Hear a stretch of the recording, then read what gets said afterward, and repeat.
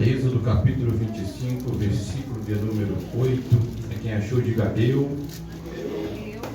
Está escrito assim, Êxodo 25, versículo 8.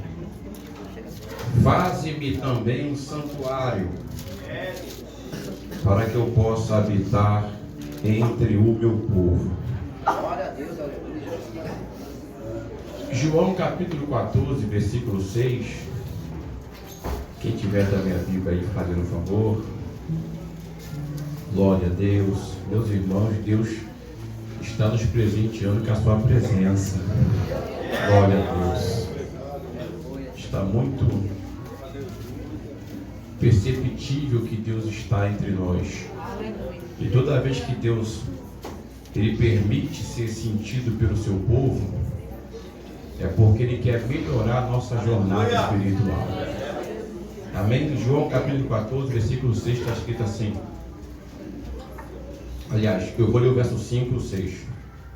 Indagou-lhe Tomé: Senhor, não sabemos para onde vais, e como poderemos conhecer o caminho? Assegurou-lhe Jesus: Eu sou o caminho, a verdade e a vida. Ninguém vem ao Pai senão por mim. Quem tomou posse dessa palavra? Você sempre fazendo favor. Se eu ficasse aqui pelo menos só 10 minutos, já só essa palavra aqui, ela por si só é muito poderosa. Tá? Nós estamos em um culto específico, porque é um culto onde nós trazemos a memória que foi feita por nós. E essa memória começa quando o Eterno tira o povo da mão de Faraó, leva o povo para o deserto, e ali ele ordena a Moisés, no capítulo 25, verso 8, a qual nós lemos, que ele ordenou para que Moisés construísse um santuário no deserto, para que Deus viesse estar no meio do seu povo. O termo estar ou morar, ele simboliza que Deus estava trazendo uma visão, acerca da época, de que a vontade de Deus era estar no meio do seu povo. As manifestações do Eterno no tabernáculo sempre foram as manifestações do próprio Cristo pré-encarnado, porque Deus nunca foi visto por ninguém, não pode ser visto. Então toda a manifestação de Deus no tabernáculo ou no santuário era a própria manifestação da palavra ou de Cristo para o seu povo. É por isto que em João capítulo 1, verso 14, João diz que a palavra, ela fez-se carne e habitou entre nós. É o mesmo termo aqui de Êxodo. A palavra se fazendo carne, a palavra tem um corpo, está entre nós. E o tabernáculo era uma demonstração física da presença de Deus no meio do seu povo. Agora, passado centenas de anos, o povo está muito confuso. E o povo ele perde a direção de como se achegar a Deus. Quando Tomé ele faz essa pergunta, ele pede ao Senhor uma direção. Tomé, na verdade, está pedindo para que Cristo ore ao Pai para trazer uma manifestação visível de como eles poderiam se achegar a Deus. Quando Cristo ele responde a Tomé que ele é o caminho, a verdade e a vida, Nós, nesse século atual, fica muito distante a linguagem, mas os ouvintes, os discípulos, eles sabiam do que Cristo estava falando, pois eles eram judeus, tinham conhecimento da Torá, dos profetas e dos salmos. Então, quando Cristo diz que Ele é o caminho, a verdade e a vida, eles trouxeram à memória essa passagem que o Eterno disse a Moisés para construir um tabernáculo ou um santuário no deserto, para que o povo não somente ficasse livre do Egito, mas pudesse ter constantemente acesso a Deus. Jesus, ele traz essa orientação porque Cristo, ele é a manifestação visível de Deus entre os homens. E sendo a manifestação visível, somente o Filho pode revelar o Pai. Assim como somente o Pai pode revelar o Filho. Quando Jesus diz que Ele é o caminho, os discípulos sabiam que na entrada desse tabernáculo que o Eterno orientou a Moisés para construir, havia uma porta. Havia 3 principais portas. E a primeira porta, ela tem por nome o caminho. E qual era a função dessa porta? Era para que a pessoa, após ela adentrar por essa porta chamada caminho, ela não somente entrava, mas ela ficava de frente com o altar do sacrifício, pois essa era a única porta aonde a pessoa, se entrasse, ela estava ciente de que teria de ir de encontro ao altar do sacrifício. Quando Jesus diz que Ele é o caminho, Ele está dizendo o quê? Se vocês desejarem se voltar para Deus, eu sou o caminho. Glória, aleluia. Só que esse caminho existe responsabilidades, ou existe renúncia. Qual era a função dessa primeira porta? Quando a pessoa entrasse pela primeira porta,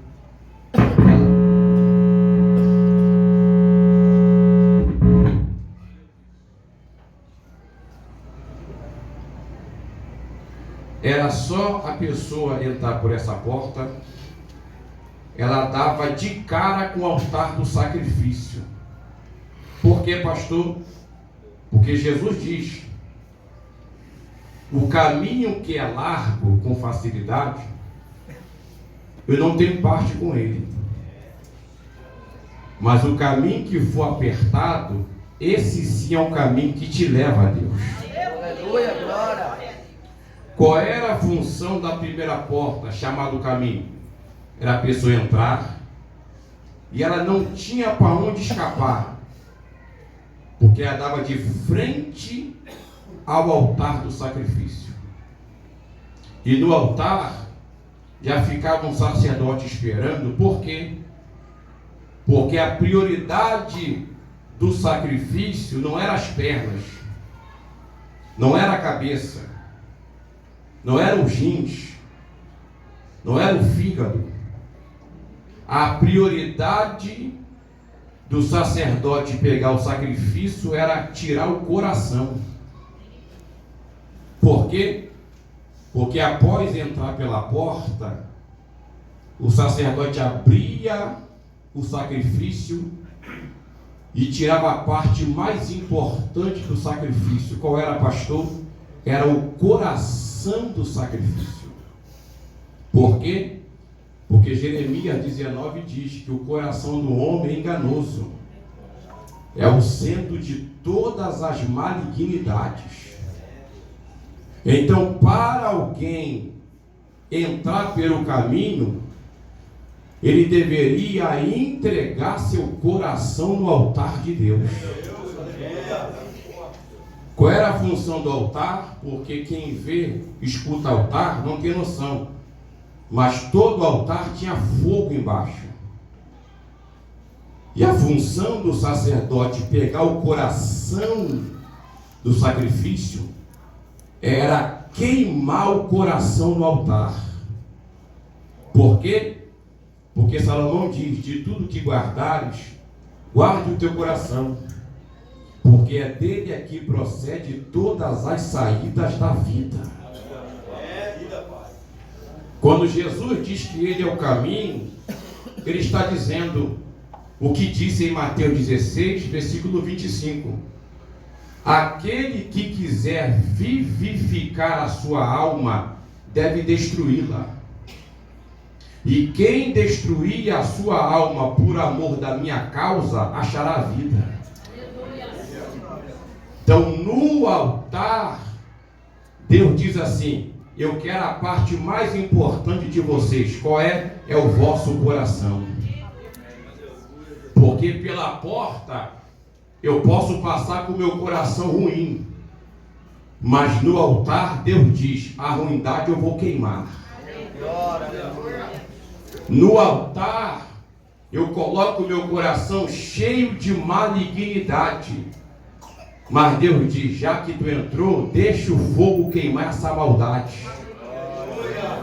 Porque no altar um coração pode chegar sujo, mas o fogo do Espírito purifica esse coração. É por isso que o profeta Ezequiel ou Jeremias diz que o Eterno vos dará um coração de carne. É o mesmo simbolismo do altar. E ele vos tirará o coração de pedra. O sentido de Jesus, seu caminho é: se vocês quiserem vir atrás de mim e querem receber vida, vocês devem estar disponíveis a destruir a vossa vida antiga. O sentido de um coração de um crente estar no altar é esse: Deus, eu sou maldade, mas no teu altar tem santidade. Existe um versículo que todo mundo conhece, vou aqui repetir, Mateus 16, verso 25, que uma tradução mais literal está escrito assim: aquele que quiser vivificar sua alma deve destruí-la primeiro, e aquele que destruir a sua alma por amor da minha causa vai receber a vida que eu tenho. Glória a Deus. Então, às vezes, nós queremos ser crente, mas temos que entender que quem quiser entrar no caminho deve deixar no altar a parte mais importante, que é o nosso coração. E se tem alguém aqui que gosta de cuidar de coração, é o dono dessa casa. Então, eu sou o caminho de encontro ao altar. E no altar o sacerdote pega o coração de quem quer entrar no caminho. E eu quero aqui deixar uma primeira aplicação para a igreja. Você e eu não temos condições de domar o nosso coração. Ninguém aqui domina o seu coração. Para você ter uma vida poderosa, Jesus tem que queimar o nosso coração. Então no altar acontecia que o coração queimava. O coração no altar não se perdia, mas era queimado no altar do sacrifício. Depois que ele passasse pelo altar, ele encontrava a pia de bronze, aonde no mesmo lugar do caminho, ele entendia que a pia de bronze era um sinal que, já que alguém decidiu ser queimado por dentro, agora existia pia com água para todo aquele que quisesse crescer dentro do templo. Tinha que lavar suas mãos e lavar seus pés para ter uma vida de oração.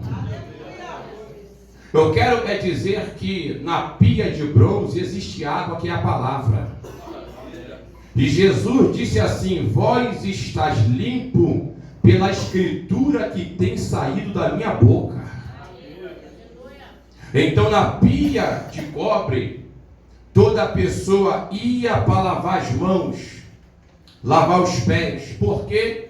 Porque do altar para a pia tinha alguns metros. E você não pode se enganar. Nessa vida é quase impossível nós não sujarmos nossas mãos, nossos pés. Mas quem entra pela porta tem recurso para se manter limpo. Eu estou aplicando que Jesus não quer somente visitar a igreja, Ele quer limpar a igreja. E a pia de bronze era o local que, conforme eu me limpava com a água, eu conseguia ver a minha imagem. Por quê? Porque enquanto meu coração estava sujo, a minha imagem estava embaçada. Mas depois que eu fui queimado e fui lavado, eu começo a ver o que Deus está fazendo na minha vida e o que Deus está fazendo na tua vida. Na pia de bronze, eu consigo me olhar e eu digo assim: grandes coisas fez o Eterno por mim e por isso eu estou alegre. Na pia de bronze, eu consigo olhar para a minha vida e dizer: se não fosse Jesus, eu não estaria aqui hoje. Na pia de bronze, eu não consigo ver mais minhas misérias. Por quê? Porque na pia de bronze é um reflexo do que Jesus fez em favor da minha e da tua vida. Depois que passar por essa porta, eu sou o caminho, existia a segunda cortina, que era a verdade. E essa cortina, ela dava acesso ao incensário. Incensário é o local das orações. Repare que ninguém orava antes de se limpar. E ninguém orava antes de queimar seu coração. Por quê? Porque o segundo estágio, eu vou entender que Jesus não vai fazer os meus desejos. Porque na segunda porta eu entendo que Jesus não morreu para me satisfazer. Mas eu que fui salvo para cumprir o que Ele tem sobre a minha vida. Então a segunda cortina era a verdade. E a pessoa passava por ela e ela ia de encontro ao incensário. Pastor, qual é a função do incensário? É o local da oração. Só que existe uma palavra chamada oração, que ela tem um termo muito confrontador. Oração na nossa língua é alguém que fala com Deus. Mas existe uma raiz da palavra oração que é julgamento. Então, no altar do incenso, eu não somente abro a boca, mas oração, num conceito bíblico, é momento de julgamento. O que é isso? Eu não somente repito palavras, eu falo com Deus e eu me julgo perante Deus. Tem gente que está orando 5 horas, mas não consegue se enxergar. Nós não podemos copiar os fariseus, que oravam muito, mas era oração repetitiva. No altar do incenso, a oração, o termo bíblico é julgamento. Lembra o que Paulo disse? O homem examina a si e depois toma o pão e o cálice e pode beber e comer. O sentido da oração é muito mais do que comunhão. A oração no sentido bíblico é: eu falo com Deus e por mim falar com Deus, Ele começa a julgar meus comportamentos para me mudar de vida. Aleluia. A oração não é eu ser bambam na garganta. Oração é eu viver me julgando perante o Deus que me chamou primeiro. O termo oração é julgamento. Então, quando eu oro, eu peço para o Espírito de Deus julgar minha vida. Porque eu sozinho só vejo grandeza em mim. Mas eu com o Espírito, Ele mostra as minhas misérias interiores.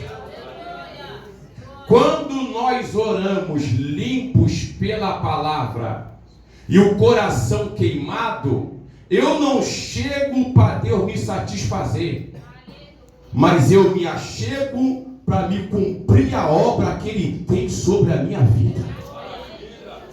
Estamos numa santa ceia, amém, igreja?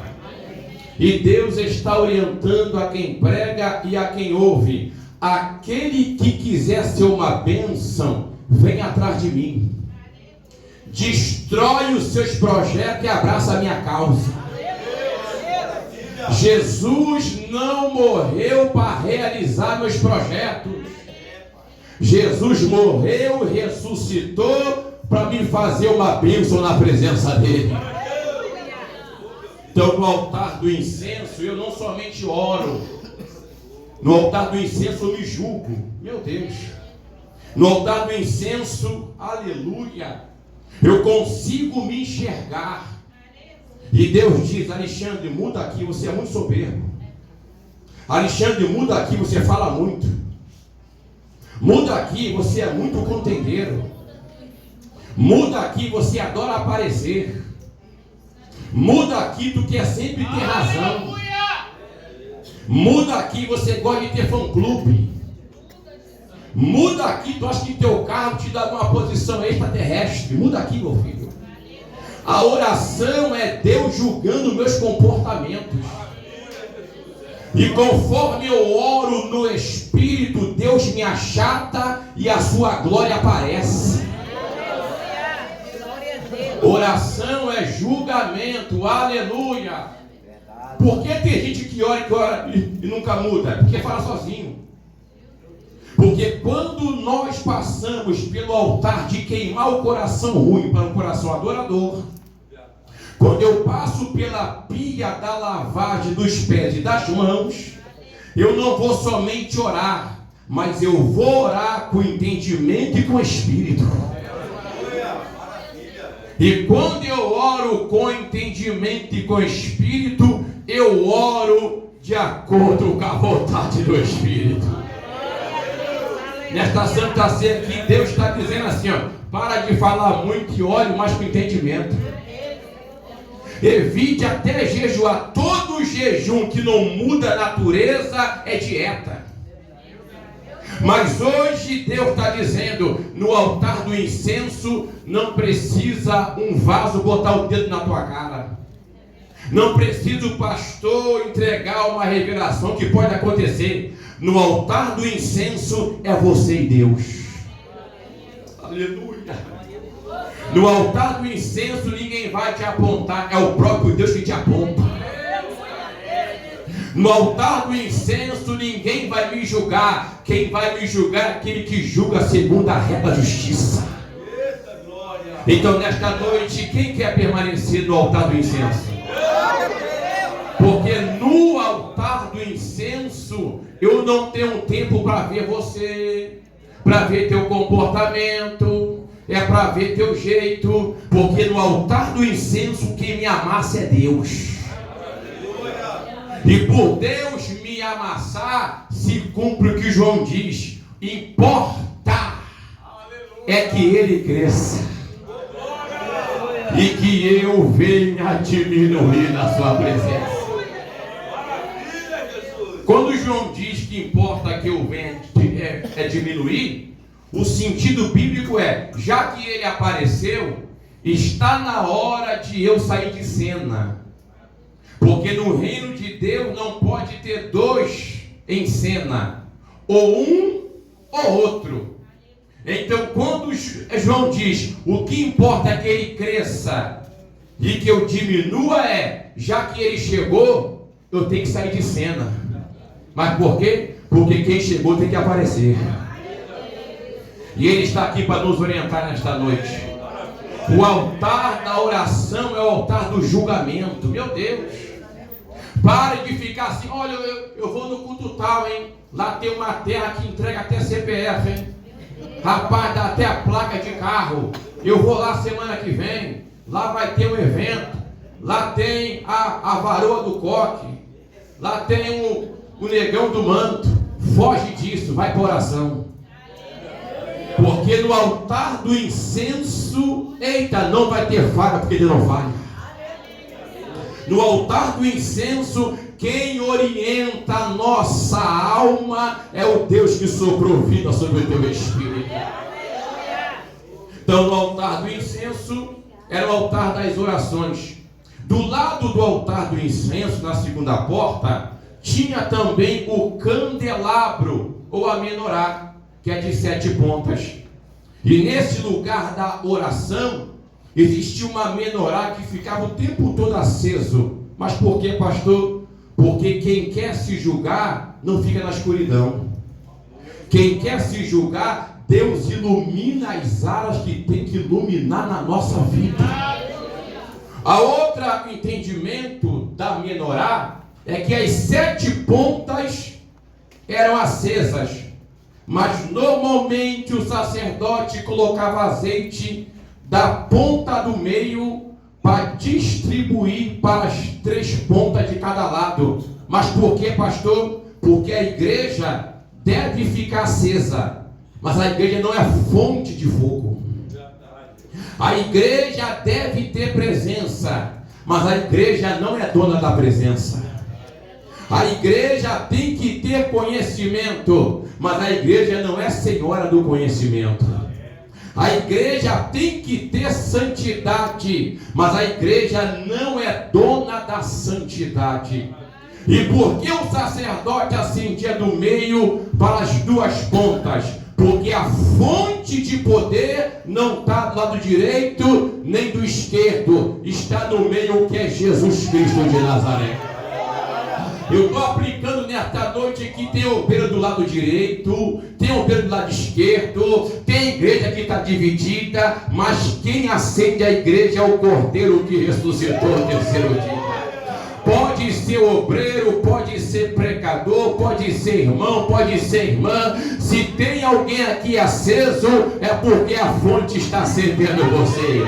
Se tem alguém aqui sentindo a presença, porque o dono da presença está no nosso meio. Se tem alguém aqui de pé, porque quem está no meio está sustentando a nossa vida até o dia do arrebatamento do Senhor. Eita glória! Nessa segunda porta, que é a verdade, havia também os pães da preposição. Pastor, qual era a função dos pães? Havia 12 pães, simbolizando as 12 tribos de Israel. E aqui era uma exortação muito forte para o povo salvo. Mas por que, pastor? Porque se tem 12 pães e se tem 12 tribos, é sinal que ninguém vai ficar com fome. A outra aplicação de Deus para o povo é: não precisam ficar brigando por pão. Tem pão para tudo, tem pão para toda a tribo. O sentido da exortação do tabernáculo, quando Cristo diz que Ele é o caminho e a verdade, o sentido é: não precisa ninguém ficar de olho no chamado de ninguém, porque tem pão para todo mundo. Tem pão para as 12 tribos nessa santa ceia nesta noite. A exortação é: não precisa eu querer te apagar. Não precisa você querer me apagar. Não preciso tentar te perseguir ou te sufocar, porque na casa do Pai tem pão para as 12 tribos. Recebe o que eu estou recebendo aqui.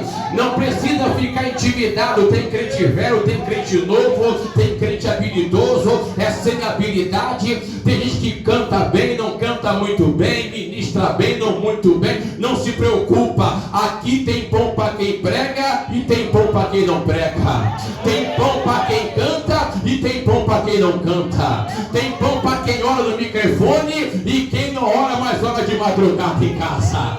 Tem pão para quem é experiente, mas também tem pão para quem é novo convertido. Tem pão para quem tem sabedoria sabedoria e tem pão para quem está debaixo do sangue do Cordeiro também. Nesta noite aqui eu quero deixar bem claro que tem pão do altar à portaria nesta noite, e quem quiser coma desse pão nesta noite agora. Eu sinto uma autoridade de Deus nessa casa que cai sobre a minha cabeça agora, e eu preciso liberar sobre a igreja. Hoje tem alimento de Deus para tu ter uma semana poderosa. Recebe. Eu estou aplicando que se tem 12 pão, tem pão é para você que está lá atrás, e tem pão para os obreiros que está aqui em cima. Tem pão para você que está no meio da igreja, e tem pão para você que está na porta da igreja. O sentido da aplicação é: quem tem fome, coma, porque tem pão para você comer na noite deste dia. Levante a mão para receber essa palavra agora. Eita, quem está com fome de pão aqui, recebe. Glória a Deus.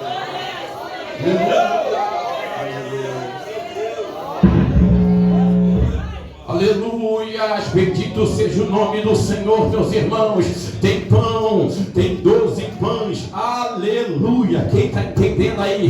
Tem 12 pães, tem pão para todo mundo. Meu Deus, igreja, quando nós temos entendimento que tem pão para todo mundo, o recado de Jesus é esse: entra pelo caminho, deixa eu matar tua natureza, deixa eu limpar tua natureza, e depois tu vai ter poder para orar com entendimento, e depois que tu orar com entendimento, eu vou alimentar teu vaso e vou iluminar o teu caminho para tu ter uma vida vitoriosa na minha presença.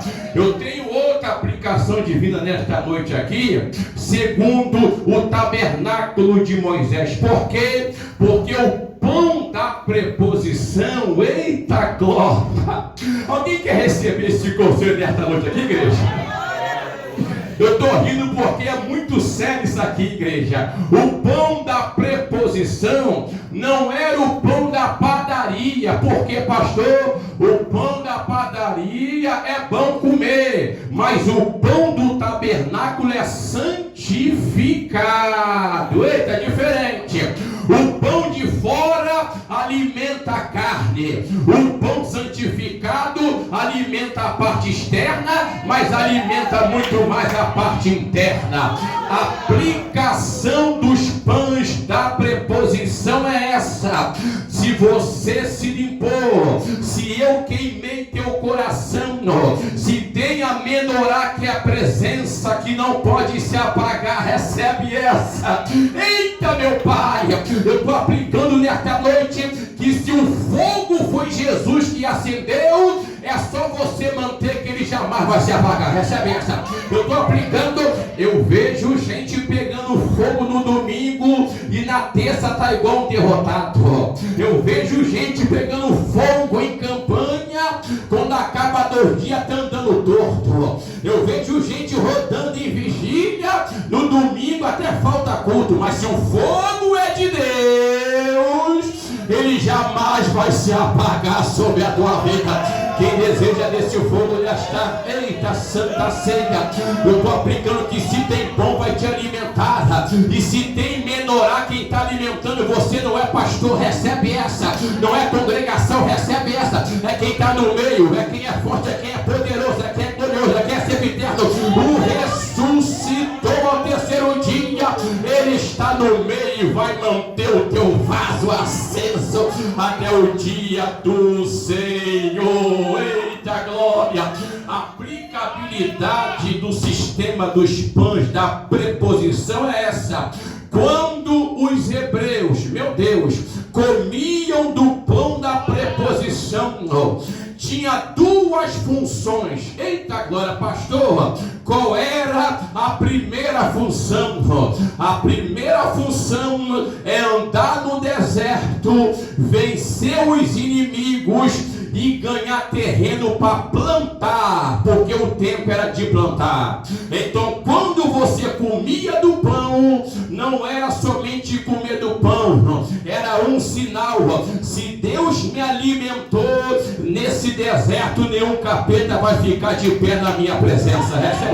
Eu estou aplicando isso aqui, só para quem crê. Eu estou aplicando que se Deus te alimentou, o demônio que amarra a tua pegada tem que cair por terra nessa santa ceia nesta noite. Se Deus está alimentando você, o espírito de preguiça é trocado pelo fogo que devora a tua alma para ter santidade na presença do Espírito. Se o pão está te alimentando, receba dessa palavra e diga: diabo, recua, porque esse pão faz eu ganhar terreno.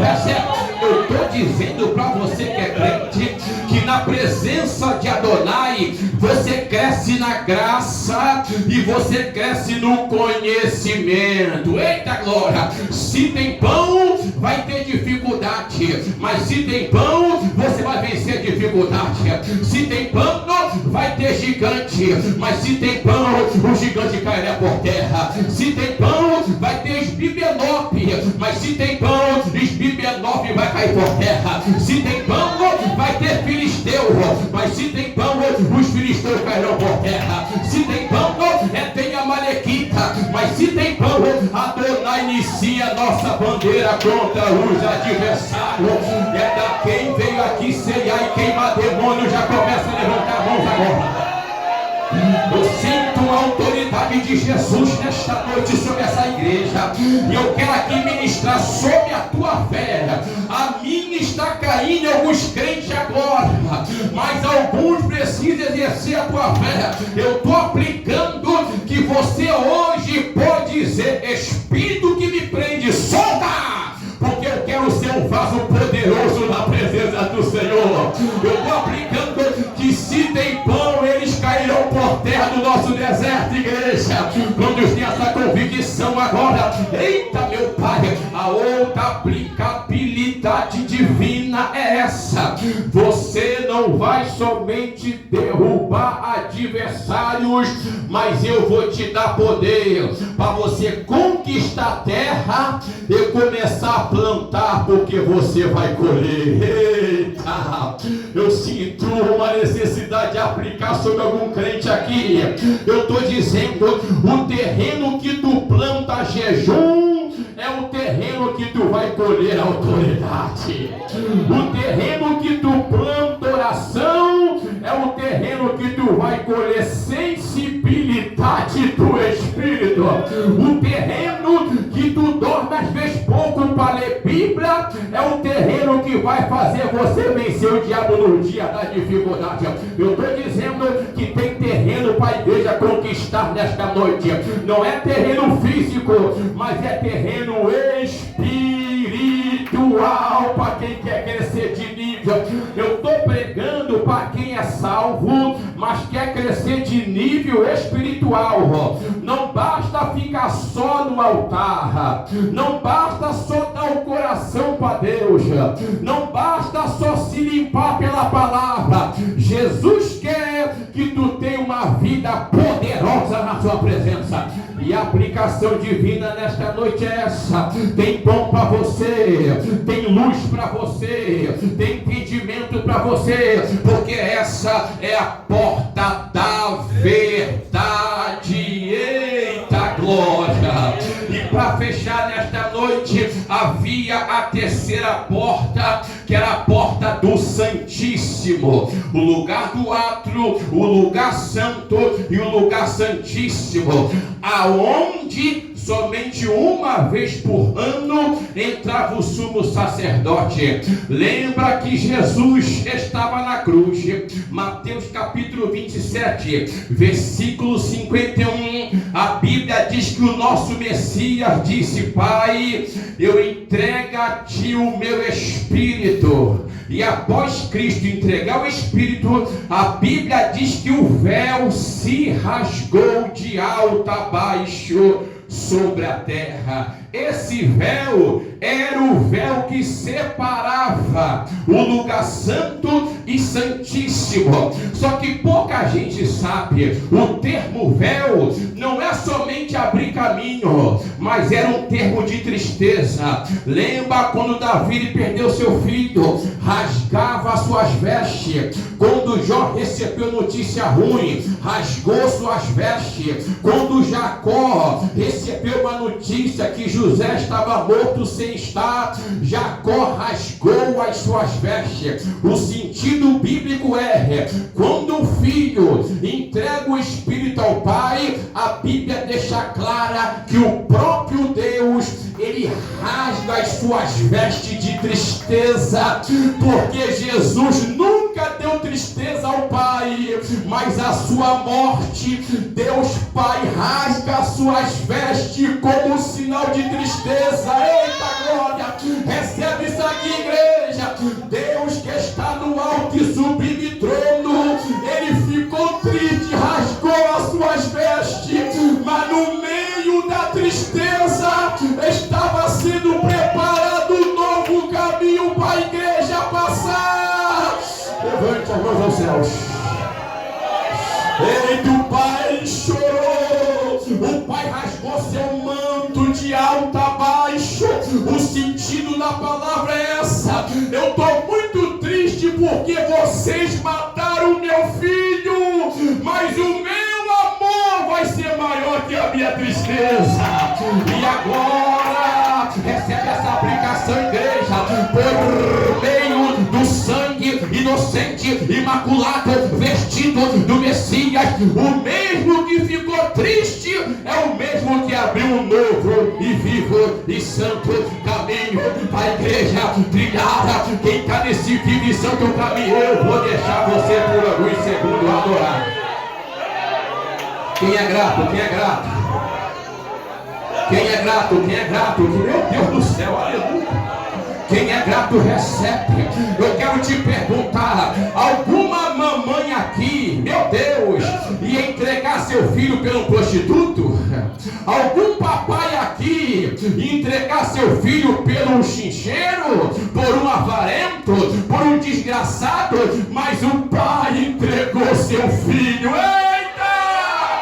Ele entregou o seu filho por amor de nós. E agora eu tenho uma palavra para a igreja: se Jesus não se entrega, o diabo tinha nos carregado, mas ele caiu por terra por meio do sangue. E agora estamos aqui para dar glória a Deus. Quem tem para dar? Estamos aqui para declarar: um caminho novo foi aberto, terra. Você tem acesso aí, você pode bendizer aí, você pode adorar aí, você pode cantar. O novo caminho foi aberto e você tem acesso à presença de Deus. Quem tem para dar? Quem tem aleluia para liberar? Eu vou deixar você por alguns segundos. Eu sinto a minha alma grata. Aleluia. Santo de Israel. Aleluia.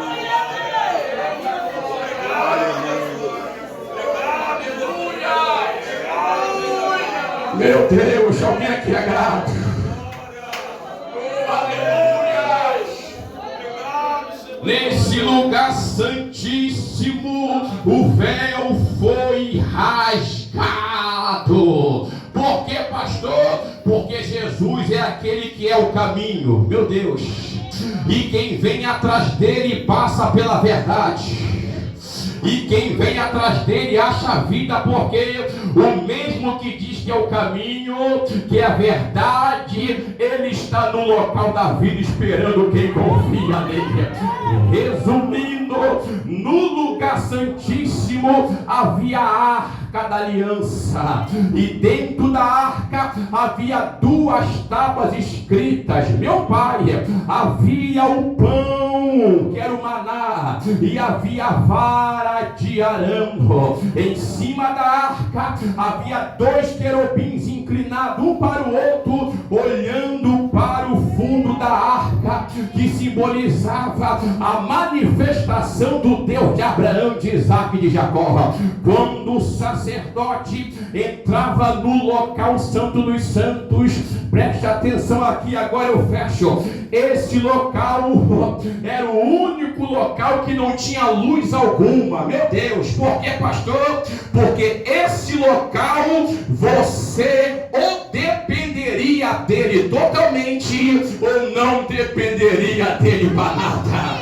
O local santo dos santos, às vezes, meus irmãos, eu quero seguir Jesus, mas eu estou com uma lanterninha no bolso, eu estou com um isqueirinho, eu estou com fósforo, eu quero iluminar algum caminho, e Deus diz assim: na minha presença você não inventa luz, eu sou a tua luz. Na minha presença você vai depender de mim, porque lâmpada para os meus pés é a tua palavra e luz para o meu caminho. Quem crê nessa palavra, eu estou dizendo que pode ter escuridão fora, mas ele é luz, ele é a lâmpada, ele é o guia, ele é o orientador. E se você quer, seja fortalecido por essa palavra nesta noite. Eita glória! Quem está pegando o que eu estou recebendo, meu Deus? E as tábuas da aliança havia escrito de Deus e também um contrato dos homens. Por quê? Porque quem quer servir a Jesus, negue-se a si mesmo e toma a sua cruz diariamente e siga-me. O contrato é eu que salvo, mas é você que obedece. É eu que salvo, mas é você que renuncia. É eu que salvo, mas é você que decide amar o pecado ou amar a santidade. É eu que salvo, mas é você que anda dentro dos meus preceitos, porque eu não sou amiguinho, eu sou o Senhor da tua alma, eu sou o Salvador da tua vida. É eu que guio a sua jornada a cada dia. Quem crê que é o Senhor da tua alma, igreja? Eu quero declarar Jesus é o Senhor da igreja. Quem pode crer? Eu quero declarar. Glória. Quantos creem que eu sou da tua alma aí, terra? Oh, aleluia! Às vezes eu não estou andando como Deus quer, porque eu quero andar com a minha bagagem. Meu Deus! Quero que Deus realize meus sonhos e eu vou andar. Mas na presença de Deus quem depende é você, rapaz. Quem é caco é você. Quem é reciclado é você. Quem é criatura é você. Quem é bichinho de Jacó é você. Na minha presença não sou Papai Noel, sou o dono da tua alma. Quantos creem que é Senhor aqui nesta noite? Senhor é proprietário. Alguém pode por alguns segundos levantar a voz a Deus agora e declarar que é teu dono? Ele é o proprietário do teu vaso. Quem pode receber? Quem pode receber? Ele é o proprietário.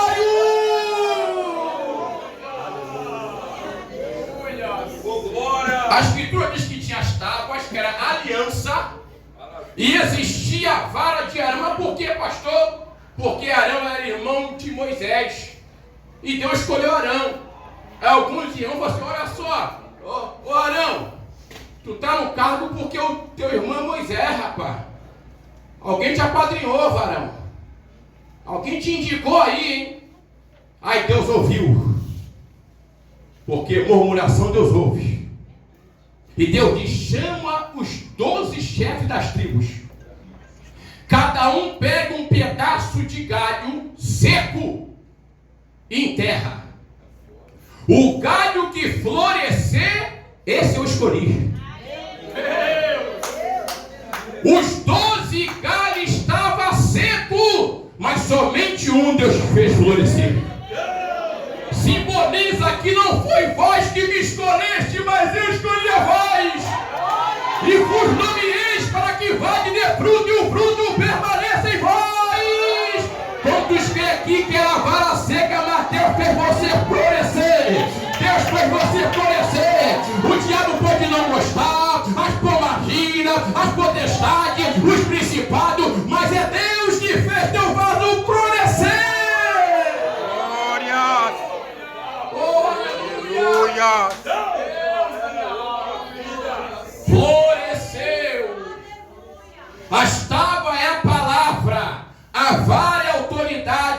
e o maná é sobrenatural. Quando eu faço a minha parte, que é obedecer, eu vou ter autoridade. E se eu tiver autoridade, eu vou viver do sobrenatural. Aqui agora eu fecho. Os querubins estavam, lembra? Os querubins estavam no Éden, em pé. Adonai disse, para que Adão não coma do fruto e viva no pecado eternamente, vamos expulsar ele. Os querubins expulsaram o casal, Adão e Eva, e ficaram em pé com a espada flamejante para impedir que o casal tivesse acesso à árvore da vida. Agora no Santo dos Santos, os mesmos querubins, só que não estão em pé, nem com a espada desembanhada, mas estão ajoelhados um para o outro. E o termo ajoelhado é: o que Adão fez, Jesus traz você de volta para a árvore da vida, que é a presença de Deus. Hoje não vai ter espada para te atrapalhar, porque o sangue do Cordeiro nos dá acesso à árvore da vida, que é Deus em Espírito. Quem tem essa convicção aí? Eita, nada te impede nesta noite, minha irmã, tem acesso livre aí. Eita, o querubim que te impediu, o sangue, fala assim: querubim, vai para trás, se ajoelha, porque eu estou refazendo a história de Adão. Recebe essa.